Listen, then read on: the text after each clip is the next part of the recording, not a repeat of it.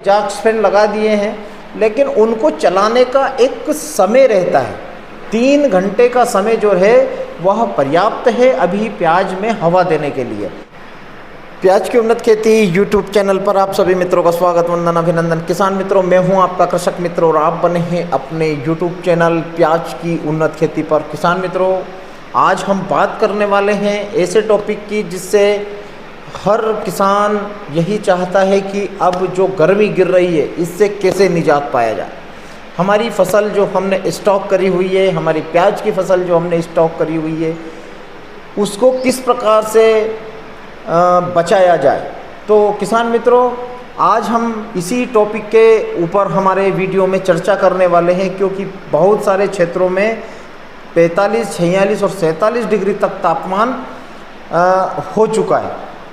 प्याज को किस प्रकार से गोडाउन में जो रखा हुआ है उसको बचाया जा सके, कब पंखे चलाना है, किस प्रकार का हम लोगों का गोडाउन है, तो इसी मैटर के ऊपर हम हमारे इस वीडियो में चर्चा करने वाले हैं। यदि आप मेरे चैनल पर नए आए हैं तो कृपया चैनल को सब्सक्राइब करें। यदि वीडियो अच्छा लगे तो अन्य किसानों तक भी इसे शेयर जरूर करें। किसान मित्रों, बात करते हैं कि प्याज जब हमने गोडाउन किया, इस वर्ष बेमौसम बारिश ने हम किसानों को बहुत परेशान किया। बेमौसम बारिश शुरू से ही जहां रोपनी खराब हुई, उसके बाद किसानों ने जैसे तैसे अपने खेतों में प्याज को लगाया। प्याज लगाने के बाद में धुंध गिरा और धुंध गिरने के बाद ओलावृष्टि, ओलावृष्टि के बाद बारिश के बाद जब किसान मित्रों ने प्याज को अंदर किया, गोडाउन में किया, अब ये भयंकर गर्मी, इतनी भयंकर गर्मी 45-46 डिग्री तापमान आज 20 मई के बाद हम लोगों को देखने को मिल रहा है। बहुत गर्मी है। तो ऐसी गर्मी में हम हमारे प्याज की फसल को जो गोडाउन में रखी हुई है उसको किस प्रकार से बचाएं। क्योंकि होता क्या है किसान मित्रों कि प्याज की फसल हमने गोडाउन में रख दिया, पंखे भी लगा दिए। बहुत सारे किसान मित्र अभी भी 8-8, 9-9, 10-10 घंटे प्याज के पंखे चला रहे हैं। उन किसान मित्रों को मैं यही कहना चाहता हूं कि भाई अभी इतनी हवा की प्याज को आवश्यकता नहीं है, क्योंकि प्याज आपकी अंदर सूख चुकी है, पूर्ण रूप से प्याज सूख चुका है। यदि आप अब उसमें गर्म हवा यदि देंगे तो कहीं ना कहीं आपके प्याज में सड़न की शिकायत, जैसे ही पानी गिरेगा और आपका प्याज सड़ना शुरू हो जाएगा। आप उसे गर्मी ना दीजिए, ज़्यादा गर्मी उसके देने की आवश्यकता नहीं है। आप मात्र 3 घंटे से ज़्यादा पंखे ना चलाएं।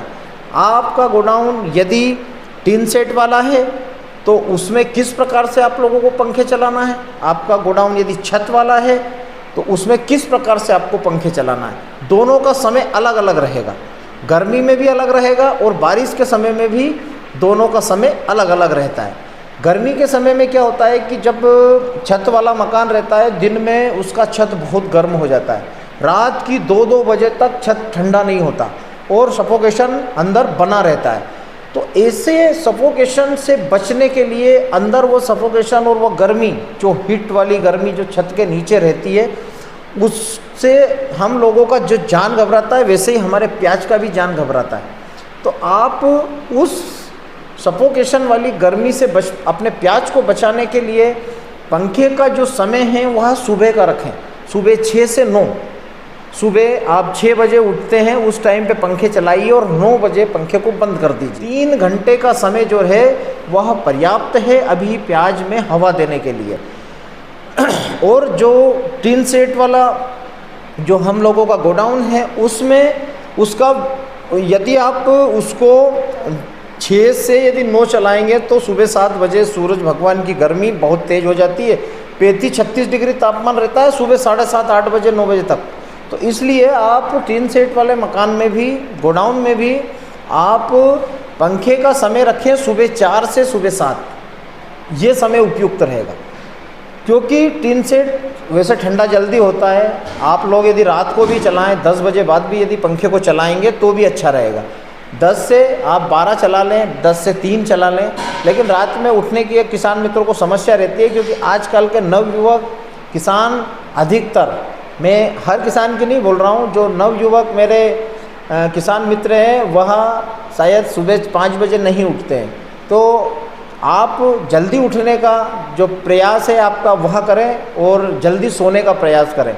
तो आप रात में पंखा ना चलाते हुए आप सुबह 4 बजे से सुबह 7 बजे तक पंखा चलाएं, या फिर आप नहीं उठ पा रहे हैं तो आप रात को 10 बजे से तो 2-3 बजे तक पंखे को चलाएं, क्योंकि 3 सेट में भी 3 घंटे का समय रहता है, बहुत अच्छा है। ज़्यादा हवा देने का कोई मतलब अभी नहीं है, जिससे हमारी प्याज ज़्यादा सूखती है, इसलिए कम हवा दें ताकि उसमें जो गैस बनती है प्याज में वह निकल जाए और प्याज आपका ठंडा रहे। तो किसान मित्रों, यह रही दोनों तरह की बात, दोनों गोडाउनों की बात। लू बहुत भयंकर चल रही है, अपने जानवरों को भी बचाना है, अपनी फसल को भी बचाना है और अपने को भी बच के रहना है ताकि हम बीमार ना हों। अगली फसल की तैयारी के लिए गहरी जुताई हम लोगों ने कर ली है।